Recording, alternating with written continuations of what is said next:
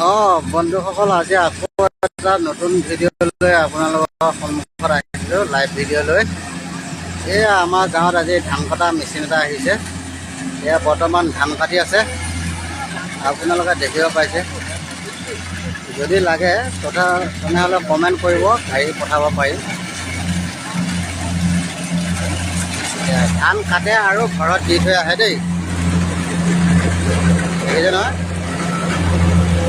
ধান কাটি আৰু লগালগ মানে ঘৰত দি থৈ আহে।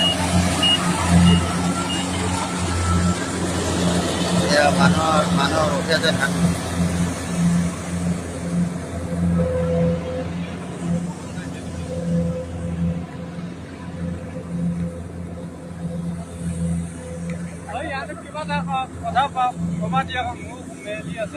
হয়, আপুনি ধান কাটিবনে?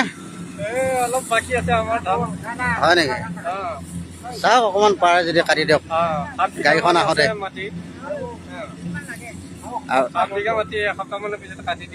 আজি আমাৰ চাচা এজনৰ ধান কাটি আছে বৰ্তমান। এতিয়া আমাৰ এয়া চাচা হয়। এনেকুৱা হোৱা তেতিয়া কথা নাই, চব বগাই দিলো। এনেকুৱা হোৱা নাই, এনেকা পকা নাই। দুদিনমানৰ পিছত হ'ব চাগে। মানে ধুনীয়া ধান কাটিছে, কোনো অনিষ্ট হোৱা নাই। আমাৰ সাপমাৰী গাঁৱৰ পথাৰত কোনো অনিষ্ট হোৱা নাই, ভালে কাটিছে। মানুহবিলাকে ভাল পাইছে গাড়ীখন, নতুন গাড়ী।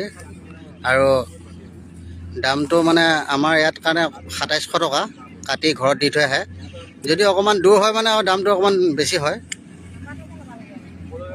আপোনালোকে কমেণ্ট বক্সত কমেণ্ট কৰিব পাৰিব, আৰু গাড়ী লাগিলে জনাব।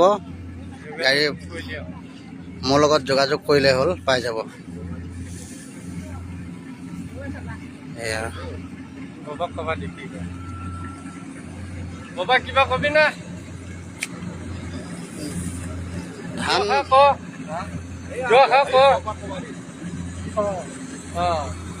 তেখেতে ধান কাটি আছে আজি। এয়া মানুহ আহিয়ে আছে মানে ধানৰ কাৰণে। ধান আৰু কাটিব লাগে।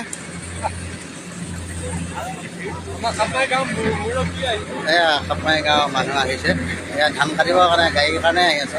সাপমাৰী গাঁও মুৰব্বী, হয়, কাটিবলৈ আপুনি ধান মাটি আপোনাৰ মাটি আছে 5 বিঘা। 5 বিঘা ন? তো পাই যাব গাড়ীয়ে।